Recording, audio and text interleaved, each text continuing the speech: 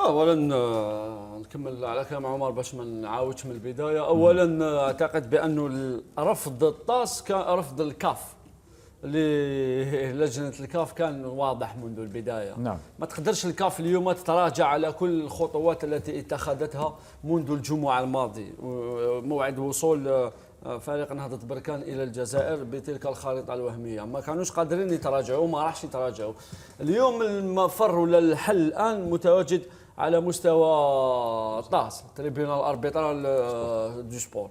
الطاس ستفصل، الطاس ستتعامل بقوانين الفيفا وتؤكد للكاف بأنه لا يوجد اتحاد قاري يمشي على الأهواء، لأنه فيه لا توتال تاع لا كاف سي لا فيفا. دونك الفيفا وضع قوانين تجبر كل الاتحاديات القاريه، يعني لا كاف ولا اليوفا ولا باش تمشي تحت لوائها. وهنا تحدثنا بالقوانين الاسبوع الماضي بعد المباراه الاحد الماضي، تحدثنا على القانون 10 اليني 3 اليني 6 اللي يقول لك ممنوع منعا باتا حمل اي شعار سياسي في القميص، سواء كان خريطه ولا حدود رسم حدود ولا صوره لشخص سياسي. الشعار لي سلوغون بوليتيك سون انتردي بار لا فيفا. ونعود ونكرر انه القانون تم وضعه في جوان 2022.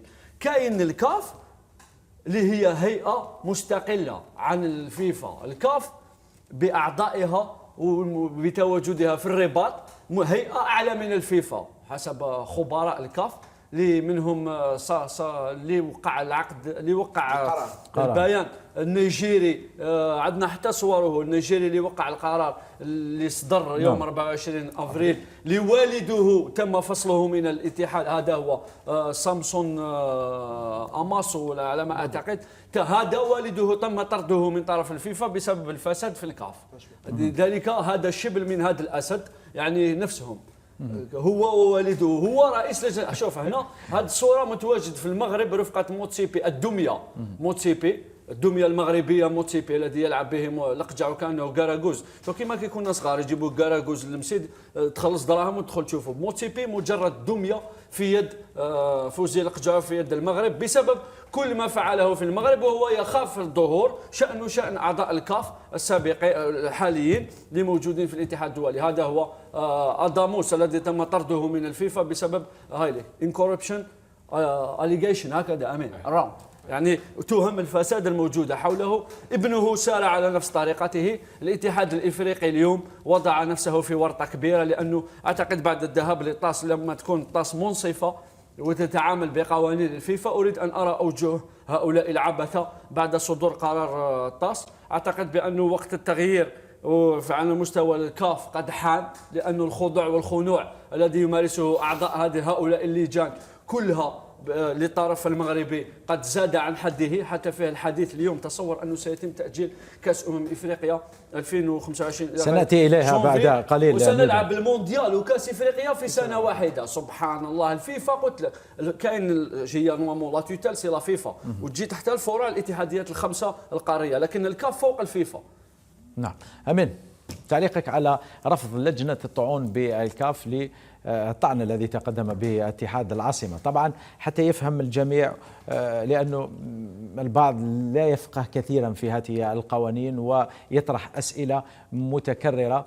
اتحاد العاصمة نؤكد بأنه كان يجب أن يقوم بهذه الخطوات، لأن القوانين تجبرك على استلام القرار الأول من لجنة المسابقات، ثم بعد ذلك تعمل طعن لدى الكاف نفسها أمام لجنة الطعون. إذا تم رفض الطعن وتمسكت الكاف بقرار لجنة المسابقات، هنا يمكنك الآن أن تذهب إلى الطاس، وهو ما سيحدث حاليا. طبعا كل الجزائريين يعلمون جيدا بأنه لا خير سيأتي من الكاف، لأنها هيئة كروية مختطفة يعيث فيها الفساد فسادا، لذلك لا يمكن بأي حال من الأحوال أن تأمل منها خيرا أو شيئا جميلا يخص الجزائر. هناك رجال في الكاف لا يفوتون أي فرصة من أجل محاولة النيل من الجزائر، لكن هيهات ثم هيهات. القضية ما زالت مستمرة، والطاس هي التي ستكون الفيصل الآن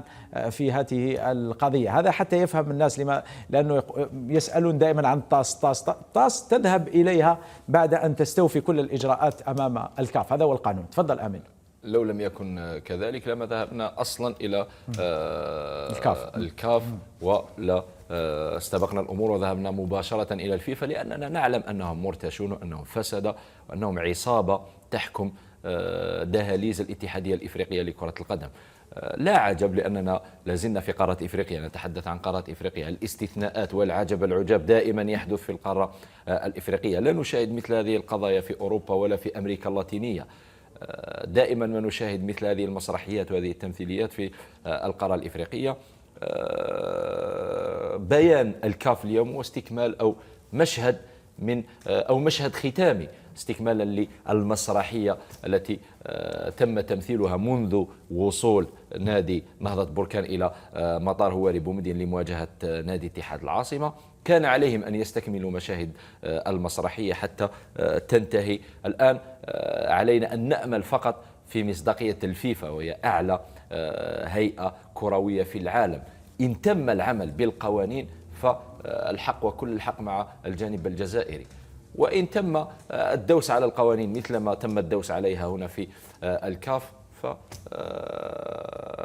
فهنا ستكون المشكلة أعظم وأكبر، لأنه صراحة بمثل هذه المسرحيات وهذه التمثيليات أصبحنا لا نعلم إلى أين نذهب حتى نسترجع حقوق الأندية الجزائرية. نعم. رئيس الفاف سيد وليد صادي متواجد منذ الأمس في سويسرا رفقة عمر، حسب خبر أورده التلفزيون الجزائري العمومي، فإن رئيس الاتحاد الجزائري كرة القدم وليد صادي موجود منذ الأمس في لوزان السويسرية من أجل قضية اتحاد العاصمة، وسيودع ملف اتحاد الجزائر في قضية الخريطة الوهمية لنادي نهضة بركان لدى محكمة التحكيم الرياضي طاس. و وليد صادي كان قد عقد أمس جلسة عمل مع محامين جانب لتحرير عريضة قانونية ضد الكاف بسبب خرقها للقوانين والمواثيق الرياضية. بالضبط، هذه المعلومات اللي نقلها التلفزيون الوطني، وهي معلومات كما تكلمنا في البدايه، ونزيد ايضا دعمها بمعلومات وصلتنا قبل ما ندخلوا البلاطو، وهي ان الاتحاد الجزائري لكره القدم ارسل رساله رسميه ايضا الى باتريس موتسيبي، ونتكلم الرساله كانت صريحه وتكلمت على اي اساس تم اتخاذ عده قرارات دون الرجوع الى المواد القانونيه. هذه الرساله كانت شديده اللهجه. وايضا لما نشاهدوا اليوم الريونيون زوم اللي كانت بين اتحاد العاصمه ولاكاف، حتى الفاف قام اقترح على اتحاد العاصمه انهم يحضروا محاميين مع اتحاد العاصمه. انا نظن هذه مؤشرات خير، لان لو تروح الى طاس بدون اخذ مثلا تكلموا على عده محامين من جنسيات مختلفه، هذه الامور نظن انها تقدر تعود بالفائده. فيه نقطه ايضا اخي محمد اذا ممكن نتكلم عليها.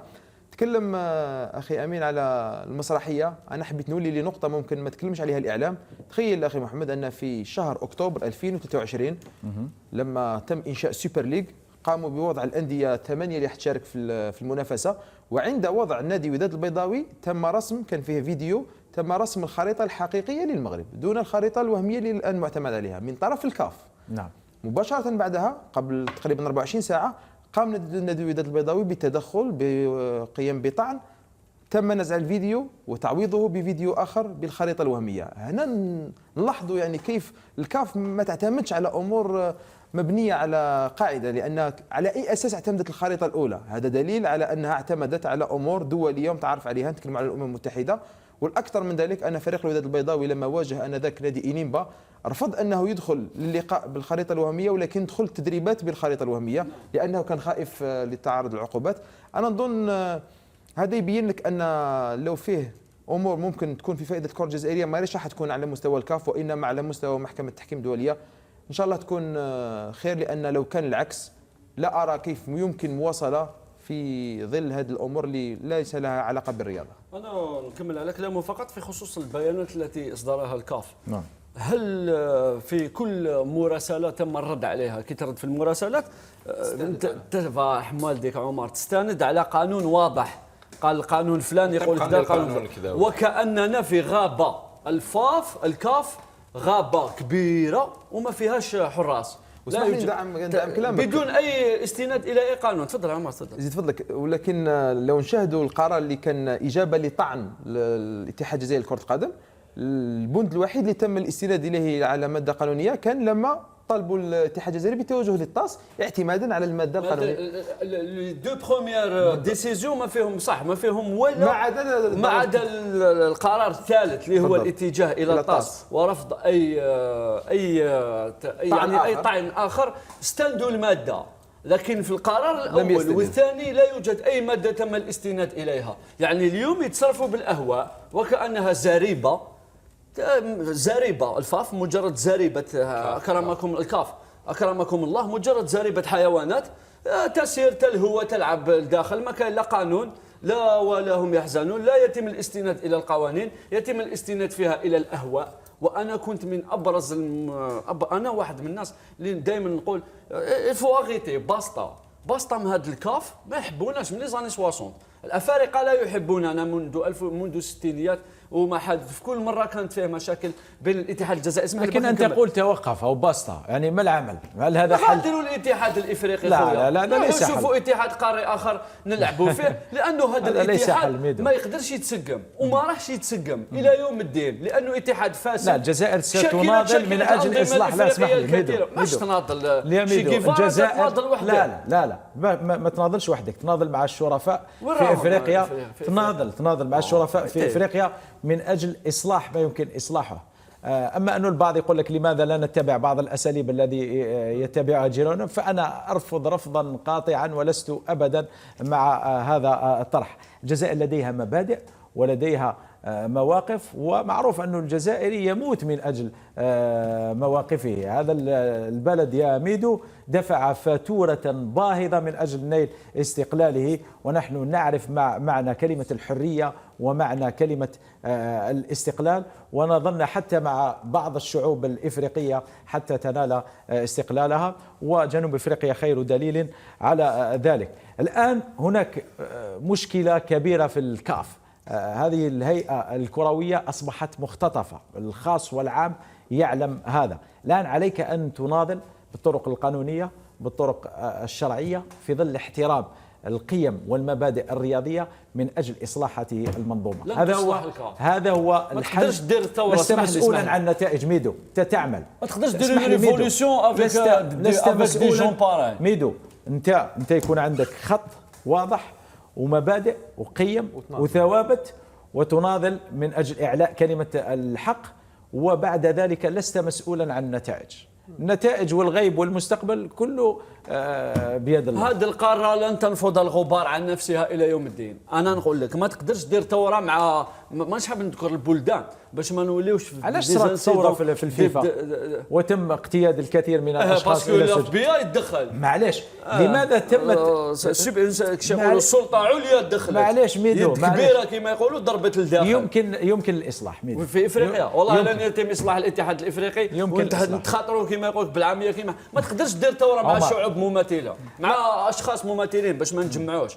ما تقدرش دير ثورة أنت مع بلدان تعودت على الفساد في أنظمتها وفي كرتها وفي كل شيء. أنت اليوم ما تقدرش تروح لإفريقيا باش تصلحها. ما كان شي جيفارا واحد ومات وباعه راعي أغنام من أجل أن يقتل شي جيفارا. لذلك اليوم يا بلو شي جيفارا. هاد الناس ما تقدرش تتعامل معاهم. ميدو نطرح لك سؤال، لكن توعدني أن نعاود نرجع للموضوع باش ما نغوصوش كثير في القضية. لا توجد أي مؤسسة دولية في العالم ما فيهاش كمية من الفساد. أكيد. خلينا الأمم المتحدة فيها فساد وتحتاج إلى إصلاح، والجزائر تناضل من أجل إصلاح الأمم المتحدة. مجلس الأمن اللي يحكم العالم ويدعي بأنه يعمل من أجل إحلال السلم ومنع الحروب يفشل في كثير من الأوقات في إحلال السلم في العالم، والعالم راك تشاهد ميدو كله حروب وفيه فساد، والجزائر نادت من أجل إصلاح مجلس الأمن. الاتحاد الإفريقي فيه فساد، الكاف فيها فساد، حتى الفاف في الجزائر هنا فيها فساد، الرابطة فيها فساد. الفساد هذا راح يبقى، الحق والباطل يا ميدو راح يبقى هكذا إلى يوم الدين، إلى يوم القيامة. فقط أنت كن مع الحق، لا تصفق للباطل، كن بقيمك بخطك بمنهجك بقوتك بصوتك، أعمل على أن تعلي كلمة الحق. بعد ذلك النتائج يا ميدو لست مسؤولا عنها. لست مسؤولا عنها. أنت لست رسولا ولست نبيا ولست مصلحا اجتماعيا. أنت صحفي هنا تلعب دورك. أنا لحد الآن أتحدث عن المغرب، عن جيراننا في المغرب، عن إخواننا في المغرب. أفصل جيدا بين الشعب المغربي الشقيق وبعض العصابة التي تمثله في الكاف. يجب أن نفصل بين هذا وبين ذاك ميدو.